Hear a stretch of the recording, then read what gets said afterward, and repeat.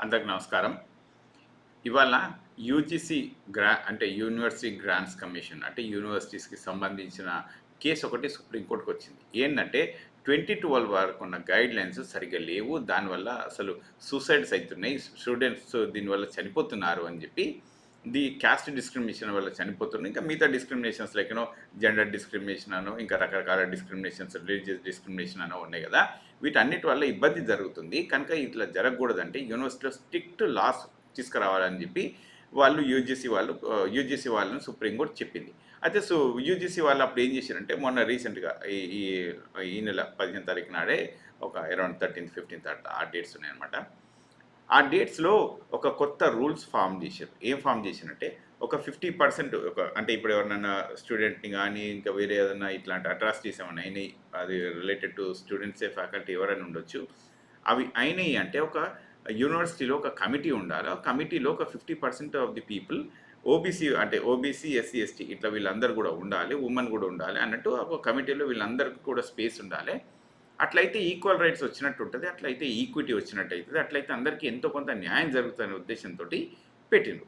పెడితే ఏమైందంటే దీంట్లో ఈ కాస్ట్ డిస్క్రిమినేషన్ ఓబీసీ, ఎస్సీ, ఎస్టీలకు గనుక అన్యాయం జరిగినట్టయితే వాళ్ళకు కొంత ఈ కమిటీ అనేది కొంత సాల్వ్ చేయాలి ఇష్యూస్ అని చెప్పినారు. అయితే దీనికి ఉట్టి ఓబీసీ, ఎస్సీ, ఎస్టీలే ఎందుకు మిగతా వాళ్ళు ఫార్వర్డ్ కమ్యూనిటీ ఉంది కదా! వాళ్ళకి కూడా అబ్యూజ్ అయితే మరి వాళ్ళ సంగతి ఏంది అని చెప్పి ఒక అతను ఆయన సుప్రీంకోర్టుకెళ్ళిండు. సుప్రీంకోర్టుకెళ్తే సుప్రీంకోర్టు దాన్ని ఏం చేసిందంటే, అవును అది కరెక్టే కదా! మరి ఇక జనరల్ కేటగిరీ వాళ్ళకి అన్యాయం జరిగితే ఎట్లా అని చెప్పి వాళ్ళు దాన్ని ఆపేసిండ్రు.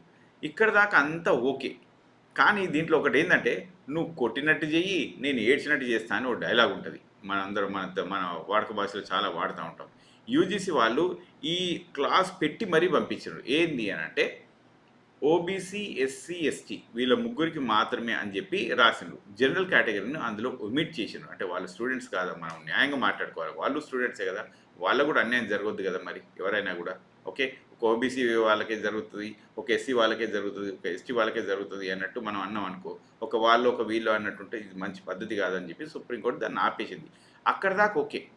అయితే ఆపి ఈ 2012 గైడ్‌లైన్స్ ఉన్నాయి కదా! అవే ఫాలో చేయాలి ఇప్పుడైతే టెంపరరీగా ఇప్పుడైతే అవే చేయాలని చెప్పిండ్రు. అంటే మళ్ళా సుప్రీంకోర్టుకి కేసు రానన్నాడు, ఈ కేసు సాల్వ్ అయ్యేదన్నాడు, ఇవన్నీ ఈ రూల్స్ అన్నీ ఇప్పుడు సార్ట్ ఔట్ అయ్యేది.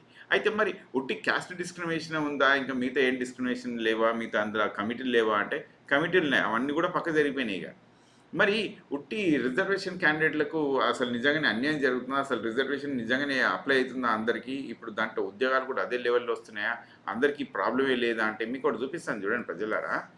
ఇక్కడ ఒకటి ఇది ఒకటి చూడండి. ఇది సుప్రీం కోర్ట్ ఏమో ఏం చేసింది ఇక్కడ? Let me tell you.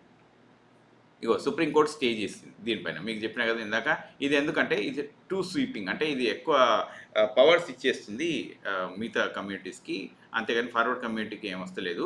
Plus ఇది 75 ఇయర్స్ నుంచి మనం క్యాస్ట్ డిస్క్రిమినేషన్ అనేది తగ్గించాలన్న ఉద్దేశంతో పోయి, మళ్ళా ఇప్పుడు రెగ్రెసివ్ పాలసీ ఎందుకు తీసుకురావడం అని చెప్పి Suryakant garu, chief justice of India Suryakant garu చెప్పారు. అయితే ఇక్కడ ఒకటి చూపిస్తాను చూడండి ప్రజలారా.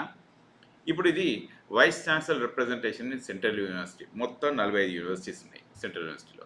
అందులో 38 out of 45, 38 belongs to general community. Right. ఇగో ఓబీసీ దగ్గరికి వచ్చేసరికల్లా 5, ఒకే 5 నంబర్. ఇంకా ఎస్సీలోకి వస్తే మరి ఒక 2% ఉంది. ఎస్టీలోకి వస్తే ఒక 2% ఉంది. మనకు మరి ఇంత ఇంత సిచ్యువేషన్ ఇట్లాంటిది ఉన్నదన్నప్పుడు అట్రాసిటీస్ జరిగే అవకాశాలు ఉంటాయి అని అనుకోవచ్చు కదా! లేదు, సుప్రీంకోర్టు అట్లా అనుకోలేదు. అనుకోకుండా ఏం చెప్పిందంటే, లేదు జరిగే అవకాశాలు ఉంటాయి. ఎట్లా జరిగే అవకాశాలు ఉంటాయి అంటే, జనరల్ కమ్యూనిటీని కూడా అబ్యూజ్ చేసే సందర్భాలు ఉండొచ్చు. అప్పుడు అన్యాయం జరుగుతుంది కదా అన్నట్టు. అంటే ఇగో ఒక ఒక ఒక ప్రబుద్ధుడు ఏం రాసుకొచ్చిండో ఇక్కడ చూపిస్తాను చూడండి ప్రజలారా. ఈ ప్రబుద్ధుడు ఏం రాసుకొచ్చాడంటే, జస్ట్ ఇది అయినాక తెల్లారే ఈ ఫేక్ యూనివర్సిటీ బ్యాచ్ ఒకటి ఉంటుంది.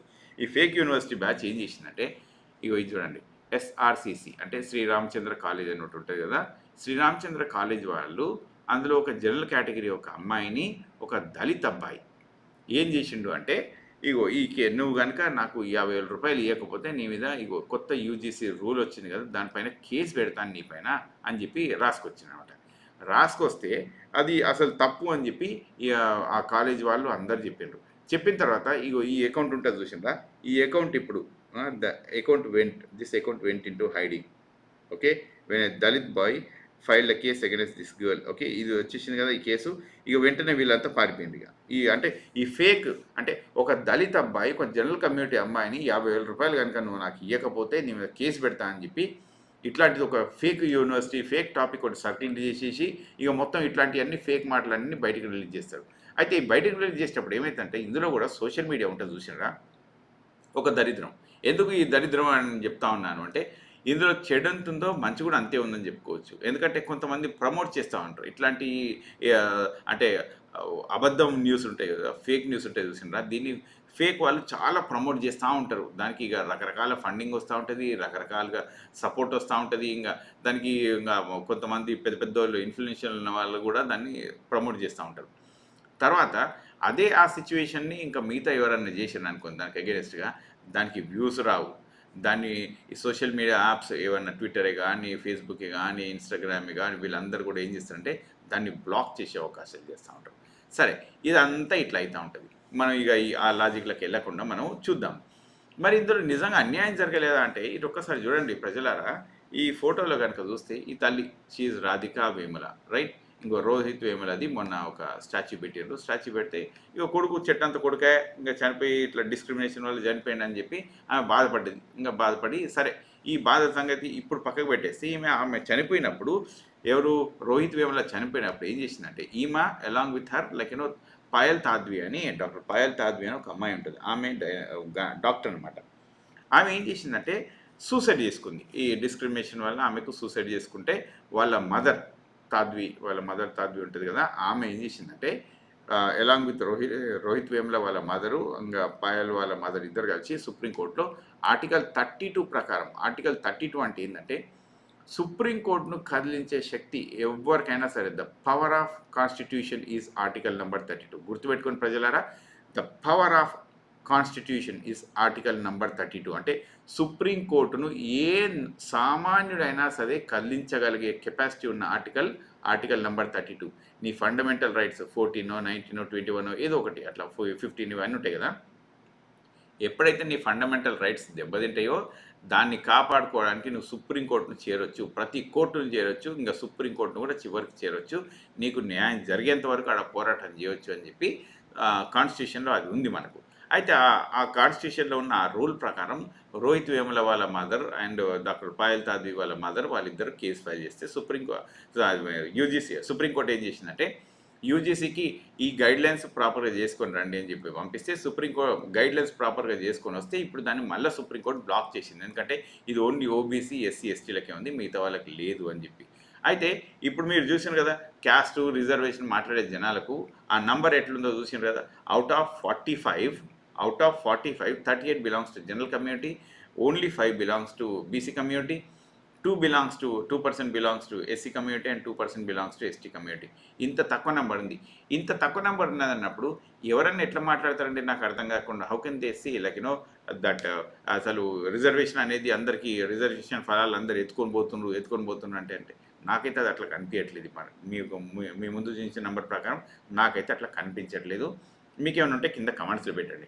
అయితే ఇది ఇక్కడనే అయిపోలేదు. ఇప్పుడు చూడండి, Rohit Vemula is a brilliant student. ఇంకా హీ ఈజ్ అన్ అంబేద్కరైట్. ఇంకా మీరు ఇక్కడ చూడొచ్చు డాక్టర్ అంబేద్కర్ గారి ఫోటో, ఆయన హాస్టల్ నుంచి చెలగొట్టేటప్పుడు ఇవన్నీ తీసుకొని అట్లా వెళ్ళిపోయింది అనమాట. So he is very vocal and ఇవన్నీ కూడా ఉన్నాయి. అయితే ఈ కేసు ఉన్నది చూసిందా, ఈ కేసు ఇంకొకటి చూపిస్తాను చూడండి. ఈ కేసులో ఏమైందంటే ప్లీ ఛాలెంజెస్, ఇప్పుడు ఈ కొత్త రెగ్యులేషన్స్ ఇవి ఉన్నాయి కదా, ఉట్టి ఎస్సీ, ఎస్టీ, ఓబీసీలకు మాత్రమే ఉంటున్నాయి అని చెప్పి plea filed by Vineet Jindal. ఇటు చూడండి, ఈ వినీత్ జిందాల్ అనే అతను ఈ యూజీసీ మీద ఇంకా కేసు ఫైల్ చేస్తే, ఇట్లాంటి కేసు ఫైల్ చేస్తే మాత్రం సుప్రీంకోర్టు ఇమీడియట్గా తీసుకుంటుంది. ఇక ఎంత ఇమీడియట్గా తీసుకుంటుంది అంటే ఇక ఆగే మేఘాల మీద పోయి దాని మీద జడ్జిమెంట్లు అన్నీ అవుతూ ఉంటాయి. అదే ఒక సామాన్యుడికి ఏమన్నా అవుతుంది, ఇంకా వేరే ఒక బీసీ, ఎస్సీ, ఎస్టీ వాళ్ళకి ఏమన్నా అవుతుంది అంటే మాత్రం వాళ్ళంత ఫాస్ట్గా చెయ్యరు. దాన్ని చేయడానికి కూడా బాగా ఇబ్బంది పడతారు. ఎందుకు ఇబ్బంది పడతారు అంటే ఒకటే గుర్తుపెట్టుకోండి, ఈ సుప్రీంకోర్టులో ఈ జ్యుడిషియరీ కొలీజియంలో ఉన్న వాళ్ళు majority of the people belongs to one community. అది నేను మీకు చెప్పాల్సిన అవసరం లేదు, మీకు తెలుసు. మిగతా వాళ్ళు ఎంతమంది ఉన్నారంటే వేళ్ళ పైన లెక్క పెట్టే అంతా ఉంటారు, చాలా తక్కువ ఉంటారు అందులో, రైట్. అయితే మనం ఈ స్టోరీని కొంచెం పక్కన పెట్టేస్తే మళ్ళీ ఒకసారి ఇటు వద్దాము. ఇటు చూడండి ప్రజలారా, ఇప్పుడు ఈ కేసును వినీత్ జైన్ చేసిన కేసుని వీళ్ళు ఎవరు, దీన్ని విష్ణు శంకర్ జైన్ అండ్ హరిశంకర్ జైన్ అని వీళ్ళిద్దరు ఉంటారు. వీళ్ళిద్దరు లాయర్లు. వీళ్ళు సుప్రీంకోర్టులో దీని మీద యుద్ధం చేసి ఈ కేసును ఆపుకొచ్చిండ్రు. ఈ కేసును ఆపుకొస్తే ఇప్పుడు దీనివల్ల ఏమైంది అంటే ఎవరికి అన్యాయం జరిగింది అంటే మేబీ అన్న ఉద్దేశంతో జనరల్ కమ్యూనిటీకి జరుగుతుందేమో అన్న ఉద్దేశం ఒకటి కనిపించింది. మేబీ జనరల్ కమ్యూనిటీకి అన్యాయం జరుగుతుందేమో అని చెప్పి సుప్రీంకోర్టు ఇచ్చింది. సుప్రీంకోర్టు ఇచ్చిన ఈ కేసుని అట్లాగే నేనేమైంది అంటే ఈయన చంద్రశేఖర్ ఆజాద్ ఉంటారు కదా, చంద్రశేఖర్ ఆజాద్ ఎంపీ ఫ్రమ్ ఉత్తరప్రదేశ్, ఆయన ఈ క్వశ్చన్ పోస్ట్ చేసినప్పుడు ఇప్పుడు ఆయన సుప్రీంకోర్టు మీద నేను కూడా అట్లాంటి అలిగేషన్స్ చేయొచ్చా, ఎస్సీ ఎస్టీలను ఇట్లా సప్రెస్ చేయడానికే మేబీ సప్రెస్ చేయడానికే ఇట్లాంటి వర్డిక్ట్ ఇచ్చిండ్రని మరి నేను చెప్పొచ్చా అని చెప్పి ఆయన సుప్రీంకోర్టు మీద ఒక క్వశ్చన్ రైజ్ చేసింది. నిజంగా చెప్పాలంటే మరి ఎవరు ఏమన్నా అనుకోవచ్చు కదా, మేబీ ఇట్లా మేబీ అట్లా అని ఎన్నో టాపిక్స్ ఉంటుంటాయి కదా, ఆ టాపిక్స్కి ఉన్న ఇంటిగ్రిటీ ఎంత, ఆ టాపిక్స్కి ఉన్న వ్యాలిడిటీ ఎంత, ఎవరన్నా మేబీ అనే దానికి అసలు ఎంత పర్సంటేజ్ దీనికి ప్రాబిలిటీస్ ఉన్నాయి అనేది స్టాటిస్టిక్స్ తీసుకొని మాట్లాడాలి. ఆ స్టాటిస్టిక్స్ కనుక తీసుకొని మాట్లాడినట్టయితే దానికి న్యాయబద్ధమైన కొలతలు ఉంటాయి. సరే, ఇదంతా మనం ఇటు పక్కన పెట్టేస్తే కూడా ఇప్పుడు వీళ్ళకు అన్యాయం జరుగుతుంది అన్నప్పుడు మరి కొత్త రూల్స్ ఏమైనా ఫ్రేమ్ చేసినప్పుడు దీంట్లో ఏమన్నా చిన్న సవరణలు చేస్తారు. సవరణలు ఏం లేవు. సుప్రీంకోర్టు ఏం చేసిందంటే సవరణలు ఏం లేకుండా యాజ్ ఇట్ ఈస్గా 2012లో ఏ యూజీసీ రూల్స్ ఉన్నాయో అవే ఫాలో చేయండి అని చెప్పిండ్రు. అందులో ఒకటే క్వశ్చన్, నాకు ఒక మేజర్ క్వశ్చన్ ఇక్కడ ఏమడతా అంటే, సరే ఎవరికి అన్యాయం జరగద్దు, అది అందరూ మనం న్యాయంగా ఒప్పుకోవాల్సిందే. కానీ ఇట్లాంటి సందర్భంలో ఒక కమిటీ ఉంటుంది యూనివర్సిటీలో, ఎవరికైనా స్టాఫ్కి కానీ లేదంటే ఫ్యాకల్టీ మెంబర్స్కి కానీ స్టూడెంట్స్ కానీ ఎవరికైనా ఉన్న ఈ ప్రాబ్లమ్స్ అన్నప్పుడు ఆ కమిటీ అనేది చాలా ఫాస్ట్గా చూడాలి అని చెప్పి ఈ యూజీసీ కొత్త రూల్స్ ప్రకారం ఉంది. వితిన్ 24 hours వాళ్ళకు అసలు సేఫ్టీ సెక్యూరిటీ ఉండాలి, 15 daysలో దీనిపైన రిపోర్టింగ్ కూడా అయిపోవాలి అని చెప్పి రాసుకొచ్చారు. మరి అట్లాంటి దాన్ని ఇప్పుడు పక్కన పెట్టేసి ఎప్పుడో జనరల్ కేటగిరీ వాళ్ళకి ఏదో ఒక అన్యాయం జరుగుతుందేమో అన్న ఉద్దేశంతో వీళ్ళు దీన్ని బ్లాక్ చేసేస్తే సుప్రీంకోర్టుని ఎట్లా నమ్మాలి, సుప్రీంకోర్టుని ఎట్లా నమ్ముతారు, అసలు ఇది ఏ పద్ధతి ప్రకారం నమ్ముతారు సుప్రీంకోర్టుని అనేది మరి చాలామంది నెటిజన్స్ దీన్ని అడుగుతూ ఉన్నారు. ఇది కూడా చూపిస్తారు, నెటిజన్స్ ఎట్లా అడుగుతుండ్రు ఏం అడుగుతుండ్రు అనేది కూడా మీకు కూడా చూపిస్తారు. చూడండి ప్రజలారా, ఇక్కడ I think let me see, ఇది ఒకసారి చూడండి ప్రజలారా, జస్ట్ లుక్ ఎట్ దిస్.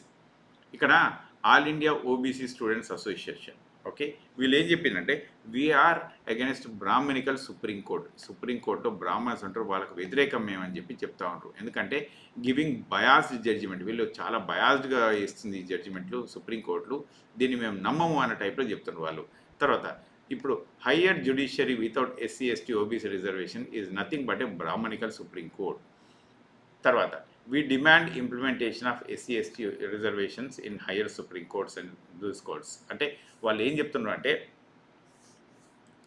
వీళ్ళు చెప్పేదాని ప్రకారం ఏంటంటే ఒక ఓబీసీ, ఒక ఎస్సీ, ఒక ఎస్టీ వీళ్ళు కనుక లేకుంటే అసలు అందులో వచ్చేదంతా బ్రాహ్మణికల్ న్యాయస్థానమే ఉంటుంది. ఆ బ్రాహ్మణికల్ న్యాయస్థానం వల్ల మనకు న్యాయం జరగదు అని చెప్పి స్టూడెంట్స్ చెప్తా ఉన్నారు. ఇంకొకటి ఏంటంటే ప్రజలారా, మనం ఇదొకటి అదొకటి అనే కాకుండా మనం ఏ విధంగా చూసుకున్నా కూడా పెరియార్ గారు ఎప్పుడో 100 సంవత్సరాల క్రితమే ఆయన ఒకటి చెప్పుకొచ్చారు. ఏనాడైతే ఓబీసీలు, ఎస్సీలు, ఎస్టీలు మాకు న్యాయం జరగాలి అని చెప్పి అడుగుతారో ఆనాడే, అంతకంటే ముందు రోజే మొత్తం ఈ జ్యుడిషియరీ సిస్టమ్ అనేది బ్రాహ్మణుల చేతులలోకి వెళ్ళిపోతుంది. ఎందుకంటే అందరంతా లేజీ ఉన్నారు అని చెప్పి ఆయన రాసుకొచ్చిండు. ఇక్కడ నేను రాసింది కాదు, this quote is given by him like way long ago. చూడండి పెరియార్ గారు చెప్పిన ముచ్చట ఇది, రైట్. అట్లాగే ఇక్కడ ఈ statement, the day we struggle and bring laws the పార్పాన్ అంటే బ్రాహ్మణ్స్ అనమాట will be the one who will keep the court under his control, అంటే ఆనాడే వాళ్ళ కంట్రోల్లోకి వెళ్ళిపోతుంది అని చెప్పి చెప్పుకొచ్చారు. సో ఇప్పుడు ఈయన వినీత్ జైన్, విష్ణుశంకర్ జైన్, తర్వాత హరిశంకర్ జైన్ వీళ్ళిద్దరూ ఏం చేశారంటే ఈ కేసు దీన్ని పట్టుకొచ్చారు. ఎట్లా అంటే మేకింగ్ 3(1)C ఈ రూల్ ఉంటుంది కదా, redundant and presuming discrimination targets only reserved categories. ఈ ఓన్లీ రిజర్వ్డ్ కేటగిరీస్కి ఇది ఉంటుంది కదా, ఇది తప్పు పట్టడానికి వాళ్ళు తీసుకొని వచ్చారు. సో ఏమైనా కూడా నేనైతే ఒకటే మాట చెప్తాను చూడండి, ఇందులో అన్ని కొట్టే తెచ్చి అనేది విధంగా చెప్పుకోవాలంటే యూజీసీ రూల్స్లో కొత్త ఏమన్నా తేడా వచ్చినాయి అంటే ఇప్పుడు ఏంది, ఓబీసీలు, ఎస్సీ ఎస్టీలకే ఇది అన్యాయం జరిగినట్టే వాళ్ళకి తీసేది కదా, మిగతా వాళ్ళకు కూడా జరగాలి కదా అంటే జస్ట్ వాళ్ళని ఇంక్లూడ్ చేస్తే సరిపోతుంది కదా, వాళ్ళని ఒక్కళ్ళు ఇంక్లూడ్ చేస్తే సరిపోతుంది కదా. దానికి ఇప్పుడు కమిటీలను ఎందుకు ఆపేసినరు చెప్పలేదు, కమిటీలలో పర్సంటేజ్లు ఎందుకు ఆపేసినారు చెప్పలేదు. ఈ గ్రీవేస్ అంటే కంట్రోల్ సిస్టమ్ ఉంటాయి కదా, అంటే ఇప్పుడు ఎవరికైనా అన్యాయం జరిగింది అన్నప్పుడు లేకుంటే సేఫ్టీ సెక్యూరిటీ ఉండాలన్నప్పుడు 24/7 వాళ్ళకు సర్వీసెస్ ఉండాలన్నమాట. అంటే ఫోన్ యాక్సెస్ అట్లాంటివి ఉండాలి. అది ఎందుకు మరి దాన్ని సపరేట్ చేసేసిండ్రు? సరే దాన్ని పక్క పెట్టు. 15 డేస్లో ఇప్పుడు ఇట్లాంటి ఏమన్నా కమిటీలు ఉంటే వాళ్ళు 15 డేస్లో వర్డిక్ట్ ఇవ్వాలని చెప్పి కమిటీ ఒక వర్డిక్ట్ ఇవ్వాలని చెప్పి పట్టుకొచ్చారు. మరి దాన్ని ఎందుకు ఆపేసిండ్రు? ఇప్పుడు మనం దీంతో పాటు ఒక యూనివర్సిటీ మనం అందరికి తెలిసే ఉంటుంది, హైదరాబాద్లో మనకు ఉస్మాన్ యూనివర్సిటీలో ప్రొఫెసర్ మనోహర్ ఉంటారు. ఆయన కొన్ని టాపిక్స్ రేజ్ చేసిన ఇట్లా ఏదో కొన్ని వాళ్ళ టీంకి అన్యాయం జరుగుతుంది, జనాలకు అన్యాయం జరుగుతుందని చెప్పుకొస్తే ఆయనను ఉద్యోగాలకు వెళ్ళి పీకేసిండ్రు కమిటీ. ఆయన కనీసం కూడా వినకుండా కమిటీ మేబీ వీళ్ళకినో అది పప్పెట్స్ తోటి ఉన్నదా మిగతా వాళ్ళతో ఉన్నదా మనకు తర్వాత సంగతి, ఆయనకు వినడానికి కూడా స్పేస్ లేకుండే. సో అంటే నేను ఇక్కడ ఏం చెప్దాం అనుకుంటున్నా అంటే ప్రాపర్ కమిటీలు లేవు, ప్రాపర్ గ్రీవియన్స్ లొకేషన్స్ లేవు, వాళ్ళ ప్రాబ్లమ్ సాల్వ్ చేయడానికి లేవు, అసలు ఏమీ లేవు. మరి ఇక డిస్క్రిమినేషన్ పోవాలి, అందరు చదువుకోవాలి, ఇట్లా రావాలి అట్లా రావాలంటే ఎట్లయితుంది? మరి సూసైడ్లు అయిపోతున్నాయి ఒక దిక్కు, ఏకంగా సూసైడ్లు చూడండి. ఇప్పుడు రోహిత్ వేముల బ్రిలియంట్ స్టూడెంట్, ఆయన యూనివర్సిటీ టాపర్, అంత సబ్జెక్ట్ ఉన్న వ్యక్తి ఆ అబ్బాయి. తర్వాత డాక్టర్ పాయల్ తాద్వి, ఆ అమ్మాయి she is a doctor, she is a gynaecologist, right? మరి అట్లాంటి సందర్భంలో ఉన్నప్పుడు మనం అట్లాంటి వాళ్ళు డిస్క్రిమినేషన్కి లోనయ్యి సప్రెస్ అయిపోయి ఇంకే ఇట్లాంటి ఎంతోమంది ఉంటుంటారు మనకు తెలియకుండా. కానీ ఎంతోమంది ఇట్లాంటి అన్యాయం జరుగుతుంది అన్నప్పుడు మనవంతు కర్తవ్యంగా మనం ఏం చేద్దాం ఒక్కసారి ఆలోచించండి ప్రజలారా. ఈ సుప్రీంకోర్టు ఈ కోర్టు ఆ కోర్టు నడుస్తూ ఉంటాయి, వాళ్ళ పనులు వాళ్ళు చేస్తూ ఉన్నా కూడా నా వంతు ప్రయత్నంగా నేను చేస్తూ ఉన్నాను, మీ వంతు ప్రయత్నంగా మీరు కూడా ఏదో ఒకటి చేయండి. So that we can retain good educational system. Otherwise education దెబ్బతింటే ఒక దొంగ డాక్టర్ వెళ్తాడు, ఒక దొంగ ఇంజనీర్ వెళ్తాడు, ఒక దొంగ లాయర్ వెళ్తాడు, ఒక దొంగ ఇంకా టీచర్లు వెళ్తారు. మొత్తం దేశాన్ని at the end of the day దొంగలతో నిండిపోతుంది. సో కనుక నేనేం చెప్తున్నాను అంటే we have to make sure education systems will be very good without any kind of discrimination. So I'll stop my video over here. మీకు నచ్చితే దీని మీద కామెంట్స్ పెట్టండి, చూద్దాం. Thank you very much.